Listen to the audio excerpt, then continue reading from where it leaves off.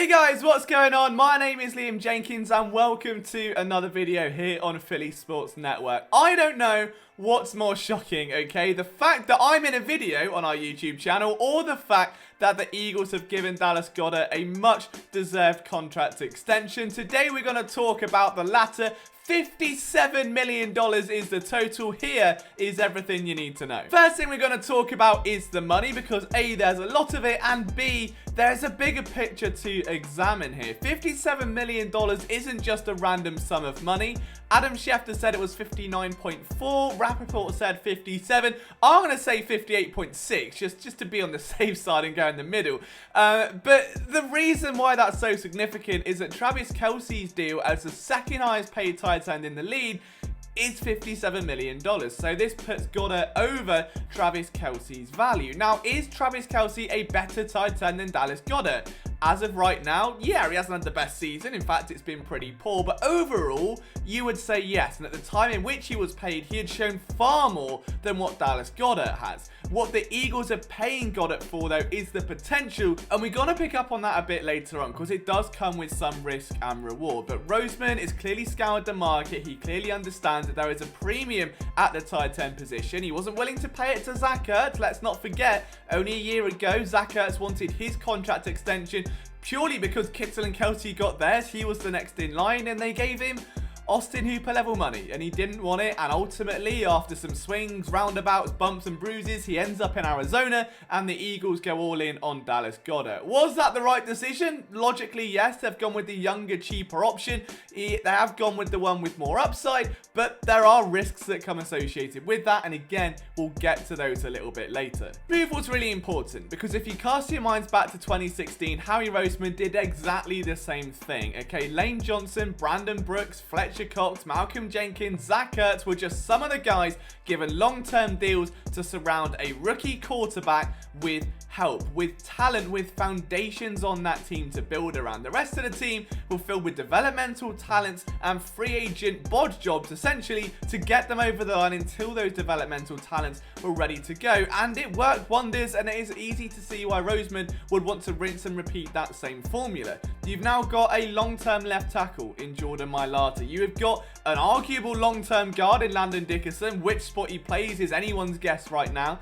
Josh Sweat was given a nice contract this offseason. You've got a cornerstone defensive tackle in Javon Hargrave. And the other positions outside of wide receiver, where you've now obviously got a devout wide receiver one, oh, Smitty, how I love you, I've all got developmental names in there or the assets available to plug them this offseason, and that's important. Regardless of whether Jalen Hurts turns out to be the guy or not, they have built a solid foundation to build on, and Roseman has kind of hopped and skipped and jumped past his opposition, refusing to go through the entire blow-up dynamite rebuild and just kind of like circumnavigating that a little bit by bringing in those cornerstones, purging where he needs to, and keeping the same nucleus of the team. It's worked well. Goedert is a deserved tight end one, and ultimately now what we see is a foundation for this team to build on over the next few years. Now, the risk versus reward is something I want to talk about because $57 million is a lot of money, okay? It's a lot of money for a tight end that hasn't showed he can be that guy just yet, and I want to say yet very, very key there because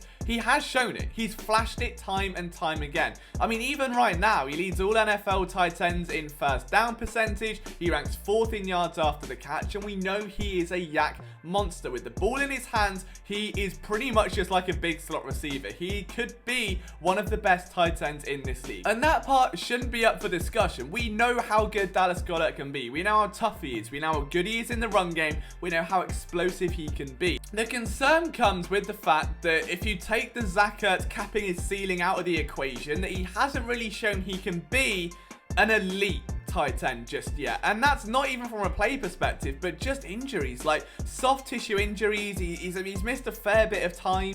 He did play in all 16 games as a rookie. He missed one the year after, 4 the year after that, and he's been okay so far, touch wood, but he was on the injury report this past week after a hit that should have been deemed illegal. Now, that's not his fault, but there have been times where his injury has cost the team, and now there is no real viable backup just yet. Tyree Jackson will be that developmental guy. Hopefully, he can emerge into what Dallas Goedert was as a tight end too. The Eagles are now going all in on a player, hoping that those injury concerns wash away. They're no longer a thing, and that, in my opinion, he has been a bit of a streaky player. Like, when he goes hot, there are very, very few players in the NFL who can keep up with the level of production he can provide, especially down inside the 20. But he can be streaky, and there have been times where he's battle dropped, where he's gone missing in the offense. And you can really put a lot into this argument and really combat it and say that, well, the quarterback hasn't been brilliant, and Zach Ertz was there, and the offense was a mess in 2020, and no one got open, and Jalen Hurts isn't targeting the middle of the field, and yada, yada, yada. And they're all very valid, don't get me wrong, but now you're paying $57 million, you're expecting an elite tight end. And if this guy isn't getting 50 yards per game, I'd say on average at a minimum, you're not going to live up to that standard. And I think that's going to be the next thing for Dallas Goedert, taking that next step. The Eagles moved on from Zach Ertz and said, all right, show us what you can do. And there are a couple of big games where Goedert was pretty much the only release valve for Jalen Hurts after several where he wasn't even looking over in the middle of the field. It can become that tight end. I hope he becomes that tight end, but he's not there yet. The premium has been paid for that potential, because if he smashes through that ceiling, then my God, we are talking about a potentially generationally talented tight end. If he doesn't, it's going to be a big whiff, and it's going to be one of those contracts where it just gets reworked and reworked and reworked to a point where you end up with a massive cap hit in 2028 and Goedert ends up like a fringe tight end one. And that is where I'd say he is right now, is that he's become the tight end one. He hasn't gone above and beyond to really dominate and say, this is my yard now, here's what I'm going to bring to the table. There have been, again, the occasional game, the occasional catch, the occasional matchup where he's looked really good. It hasn't been consistent. For me, I want to see that consistency. I need to see that consistency because the money's there. It's no longer if he shows it, he gets paid. It's we've paid it, please show it. And I really hope that's the case because he's a lovable guy. He's a fantastic player, a very fun player to watch, and someone that fits Philadelphia down to a T. So who is next on Howie Roseman's magic hit list? I hope it's Avonte Maddox. The guy has played some fantastic ball this season, enjoyed a really, really resurgent year, and someone, again, that is very much Philadelphia down to a T. It sucks that he got thrown to safety and to the boundary and all over the place. Like, I'm pretty sure he ended up playing quarterback at one point. You sit him back in the nickel. He's having a phenomenal year. He deserves a contract extension, and I really hope that gets worked out. What matters now is that Dallas Goedert is very much on pace to have a career year, averaging 14.8 yards per catch. The Eagles have seen that. They've circled it in red, and they have paid him up front to make sure they lock down one of the potential young cornerstones of their franchise. There is nothing to dislike about the move. I'm doing the overthinking thing where you just get a bit too analytical and a bit worried. I'm elated for Dallas Goedert. He is a PSN superfan after all, let's not forget, right? Hopefully this move turns out to be one of the better ones of Howie Roseman's tenure. But what do you think, guys? Let me know down in the comments. From myself, Liam Jenkins, I'll try and be around a bit more. There's a lot going on behind the scenes right now. All of it good, I promise. There's nothing bad. Just trying to find a schedule that works and to bring regular content out for you guys while we are hammering like 8 or 9 articles a day on our website, phillysportsnetwork.com. But thank you so much for watching. I really do appreciate your patience and support. Enjoy the game this weekend. Go Birds. I'll see you soon.